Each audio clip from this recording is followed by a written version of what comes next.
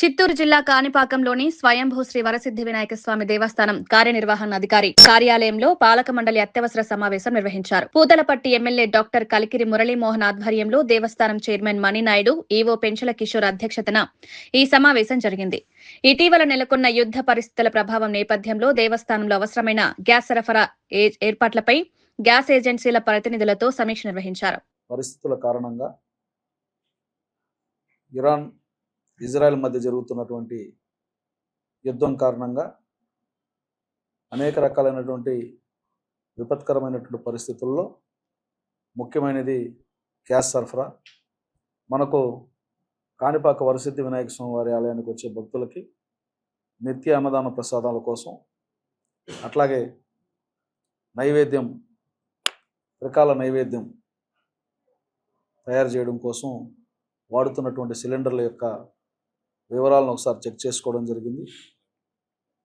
లడ్డు ప్రసాదాల తయారీకి, నైవేద్యానికి, అట్లాగే వస్తున్నటువంటి భక్తులకి భోజనాలకి, అన్నదానం కోసం వాడుతున్నటువంటి సిలిండర్లన్నీ కూడా సమీక్ష చేసుకొని సంబంధిత డీలర్లని సమావేశానికి పిలిపించి గౌరవ చైర్మన్ గారు, ఈవో గారితో కలిసి 7 సభ్యులు హాజరయ్యి ఈరోజు ఒక నిర్ణయం తీసుకోవడం జరిగింది. ముఖ్యంగా ఈ పరిస్థితులు చక్కబడేంత వరకు 47.5 kgs సామర్థ్యం ఉన్నటువంటి సిలిండర్లని ఒక 50 సిలిండర్లు రిజర్వ్లో ఉంచుకోవాలని, 19 kgs సంబంధించినటువంటి సిలిండర్లు 100 నుంచి 150 వరకు రిజర్వ్లో ఉంచుకోవాలని, రెగ్యులర్గా జరిగే సరఫరాని యథావిధిగా కొనసాగిస్తూ మాకు అవసరమైన మేరకు మీరు సహకరించాలని చెప్పి ఏజెన్సీల వారిని పిలిపించి మాట్లాడడం జరిగింది. తదనుగుణంగా సంబంధిత ఏజెన్సీ వారు ఆయా కంపెనీలకి మాట్లాడి తీసి పెట్టవలసిందిగా మేము రిక్వెస్ట్ చేయడం జరిగింది. ఎందుకంటే కాణిపాకం ఆలయంలో సుమారుగా 3,500 మందికి పైగా, పర్వదినాల్లో 5,000 నుంచి 6,000-7,000 మందికి వరకు కూడా ఉచిత అన్నప్రసాదాలని అందించడం జరుగుతుంది. సిలిండర్లకి 110 రూపాయల పైన ధర పెరిగింది, ఎందుకంటే సప్లై తగ్గింది కాబట్టి. అట్లాగే 47.5 kgల సిలిండర్కి 300 రూపాయల పైన ధర అదనంగా పెరిగింది. సో భవిష్యత్తులో సప్లై ఇంకా తగ్గే అవకాశం ఉంది.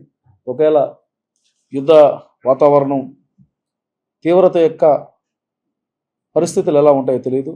పెరిగినా తగ్గినా ఈ సంక్షోభం అనేది కొంతకాలం పాటు ఉంటుంది కాబట్టి దాన్ని అధిగమించడం కోసం అవసరమైనటువంటి చర్యలు తీసుకోవడం జరిగింది. ఇప్పటికే మాకు అందుతున్నటువంటి సమాచారం ప్రకారం కొన్ని దేవాలయాల్లో కట్టెల పొయ్యిలు ప్రారంభించారన్నటువంటి విషయాన్ని తెలిసిన వెంటనే మేము అత్యవసర సమావేశాన్ని ఈవో గారికి చెప్పి ఏర్పాటు చేయడం జరిగింది. ఈ నిర్ణయాన్ని తీసుకోవడం జరిగింది. పాలక మండలి అత్యవసర సమావేశంలో బోర్డు సభ్యులందరూ కూడా గౌరవ చైర్మన్ గారి నేతృత్వంలో ఈ నిర్ణయం తీసుకోవడం జరిగింది. రిజర్వ్ సిలిండర్స్ కొన్ని ఉంచుకోవాలని ఈ విషయాన్ని ఎండోమెంట్కి తెలియజేసి, అట్లాగే జిల్లా అధికార యంత్రాంగానికి కూడా, ఎందుకంటే వారు కూడా ఈ సర్ప్లస్గా పెట్టుకోవడానికి అవసరమైనటువంటి అనుమతులు ఇవ్వాల్సి వస్తుంది. కాణిపాకంకు ఉన్నటువంటి ప్రాశస్త్యం దృష్ట్యా, కాణిపాకానికి సంబంధించినటువంటి ప్రాముఖ్యత దృష్ట్యా ఇక్కడికి వస్తున్నటువంటి భక్తులకి ఏ కొరత లేకుండా చూసుకోవాల్సిన బాధ్యత ఉంది కాబట్టి దాన్ని కూడా మేము సంబంధిత అధికారులు కూడా రాయాలని చెప్పి నిర్ణయం తీసుకోవడం జరిగింది.